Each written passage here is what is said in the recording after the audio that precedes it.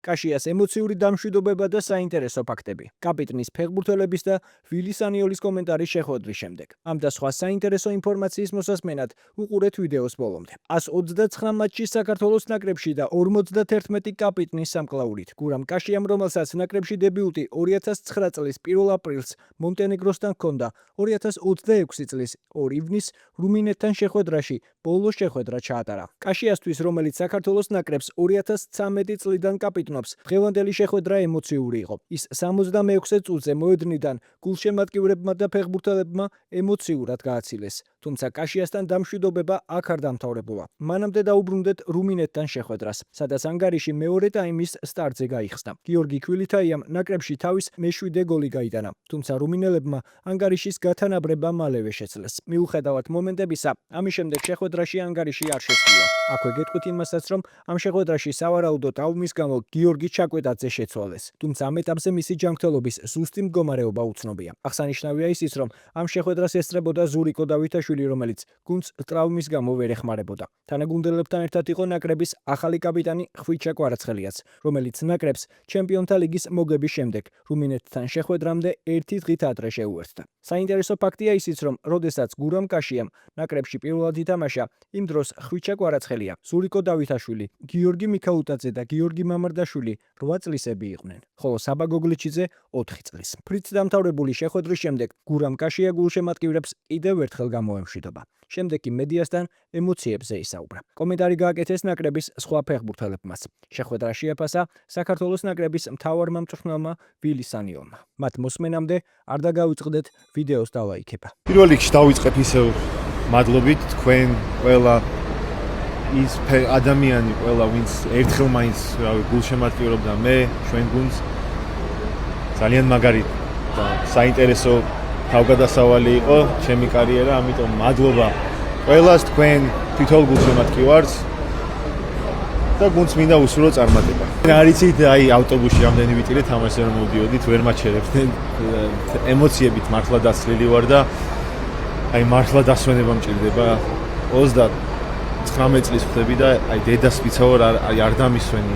1-2 კვირა მჭირდება ყველაფრისგან დასვენება და შემდეგ მივიღებ, რავი, გადაწყვეტილება საიწავია, მაგრამ აუცილებლად ფეხბურთში ვიქნები, იმიტომ რომ ჩემი საყვარელი საქმეა და გარკვეულწილად მესმის ეს საქმე და ამიტომ მინდა რომ ფეხბურთში ვიქნები. მე არაფერს არ ვrჩევ, იმიტომ რომ კვარას არ ჭირდება არანაირი რჩევა, არის მას აქვს ძალიან მაგარი ლიდერული თვისებები, ისიც მეტყველებს რომ 2 დღის წინ ჩემპიონთა ლიგა მოიგო და ეს გუნდთან ერთად იყო, ეს უკვე უმაგრესი მის განწყობაზე ბევრ ამას იძახის, ამიტომ კვარას იქნება ლიდერი, მას აქვს თავის გზა და გუნდს აი 100% დარწმუნებული ვარ, რომ იმ გზით წაიყვანს, როგორც არის საჭირო, ამიტომ კვარაზე ერთი კითხვაც არ არის, ისე რომ მაგარი კაპიტანი იქნება აუცილებლად. არ არის შედეგი, რასაც ჩვენ ველოდებოდით და რაც გვინდოდა, მაგრამ მე მგონი პირველი ტაიმიდან როცა დავიწყეთ თამაში, შევეცადეთ რომ შევეხნა მომენტები, მქონდა მომენტები გასატანი, ასევე მეორე ტაიმში, მაგრამ შევეცდებით რომ ის ანგარიში, რომელიც დღეს დაფიქსირდა, შემდეგ თამაშებში გამოვასწოროთ და გავემარჯვოთ, რაც ძალიან მნიშვნელოვანი იყო დღევანდელი დღე კაშოსთვის და შევეცადეთ რომ ყველაფერი დაგვიდო მოედანზე, რომ კაშო გაგვეხარებინა. დღეს არ გამოვიდა, მაგრამ მადლობა მინდა გადაუხადო მას ყველაფრისთვის, რაც ჩვენთვის გააკეთა და პირადად ჩემთვის, როდესაც პირველ ნაკრებში მოვედი. მადლობა მას, მადლობა მის მენტალიტეტს, რომელთაც ნაკრები ჯერჯერობით ფეხზე დგას და დარწმუნებული ვარ მის გზას ბევრი გაყვება. რა თქმა უნდა, ყოველთვის ცვლილება სიძნელესთანაა, ძალიან მიყვარს, იმიტომ რომ აიძულებს რომ განვითარდე, გავხდე უკეთესი ადამიანი, უკეთესი ფეხბურთელი, იყო სირთულეები, იყო ტრავმა, იყო მომენტები, როდესაც შენ თავის ისი არ გჯერა, როგორც საჭირო არის, მაგრამ ეს ყველაფერი გეხმარება, რომ გახდე უკეთესი ადამიანი, უკეთესი ფეხბურთელი და დარწმუნებული ვარ, რომ ეს გზა, რომელიც გამოვიარე, დამეხმარება, რომ გავხდე უკეთესი ფეხბურთელი სპორტინგისთვის ან საქართველოს ნაკრებისთვის. ხო, დღეს ცოტა განსხვავებული ხასიათის თამაში იყო. ემოციურად ალბათ ყველა ჩვენთაგანისთვის, კაშოსთვის რა თქმა უნდა, განსაკუთრებით, გვინდოდა რომ გამარჯვებით და კაი თამაშით გაგვეცილებინა და მაგრამ ვფიქრობ, რომ ყველა ფეხბურთელმა ის თავდადება აჩვენა მოედანზე, რომელთაც კაშო მთელი თავის კარიერის განმავლობაში გამოირჩეოდა და რა თქმა უნდა, ყველა ძალიან დიდ მადლობას ვუხდით. კიდევ ერთხელ ვამბობ, რომ ალბათ გამორჩეული ადამიანია და გამორჩეული ფეხბურთელია და ძალიან დაგვაკრდება, ძალიან მოგვენატრება ყველას. რაც შეეხება უშუალოდ თამაშს, ვფიქრობ, რომ საკმაოდ ბევრი დადებითი და პოზიტიური მომენტი იყო, მაგრამ მსგავსი ტიპის თამაშები უნდა მოვიგოთ რა მარტივად, უნდა გავიტანოთ მეტი გოლი და დაცვაშიც ესეთი გოლები, ესეთი მარტივად დასრულებული გოლი ალბათ არ უნდა გაგვეშოთ.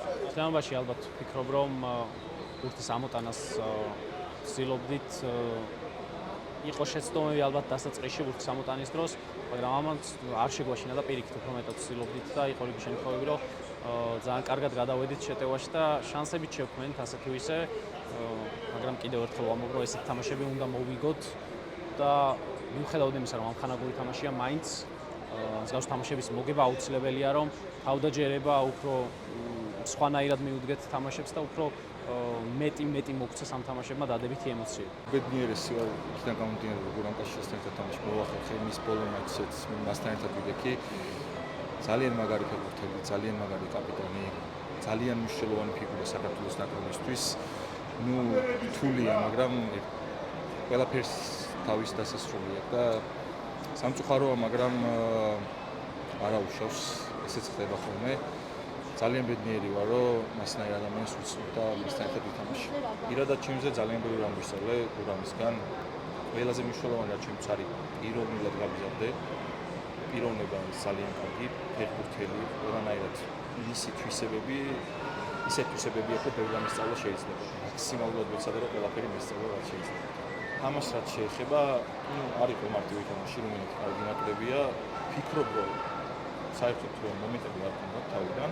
უბრალოდ ერთი პატარა შეცდომა და დავუშვით გოლი, რაც ხდება ხოლმე ფეხბურთში აუცილებლად უნდა გამოვასწოროთ ესეთი რაღაცეები. თუ 90 წუთი შევძლოთ, რომ ფოკუსირებული ვიყოთ დაცვაში, შეგვიძლია, რომ ყველა ნაკრებთან გამარჯვებას უნდაწყოთ. ორმაგი ემოციები იყო ჩემთვის გოლი და ასევე კაშის გაცილება რა და ვეცადეთ კაშა გაგვეცილებინა ისე როგორც იმსახურება, ყველამ გავიგოთ მაქსიმუმი და მგონია რომ ამ თამაშის მოგება შეგვიძლია. თავდადებული, პროფესიონალი, არის ყველაფერი რაც დადებით სიტყვა შეიძლება იყოს კაშის შეეცადება.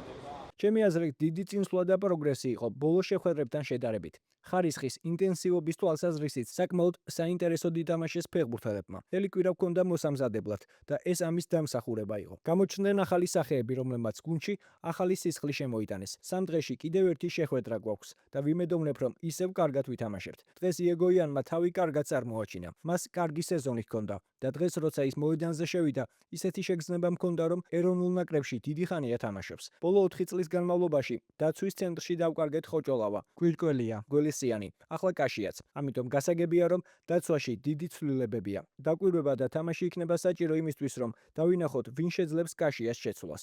გვჭირდება ფეხბურთელები, რომლებიც კლუბში კარგ დონეზე ითამაშებენ. ჩაკვეტაძის მდგომარეობა ჯერ არ ვიცით. სამედიცინო შემოწმების შემდეგ ვეცოდინება მისი მდგომარეობა. შეგახსენებთ, რომ საქართველოს ნაკრები მორი გამხანაგურ შეხვედრას 5 ივნის ბაჰრეინის წინააღმდეგ ჩაატარებს. დიდი ალბათობით ნაკრებს ამ შეხვედრაში ხვიჩა კვარაცხელიას დაეხმარება. რას ფიქრობთ, რა შედეგით დამთავრდება ეს შეხვედრა? დაწერეთ თქვენი აზრი კომენტარებში და რა თქმა უნდა, თუ დაგავიწყდათ, დალაიქეთ ვიდეო და გამოიწერეთ არხი, რომ არ გამოგჩეთ შემდგომი საინტერესო სიახლეები.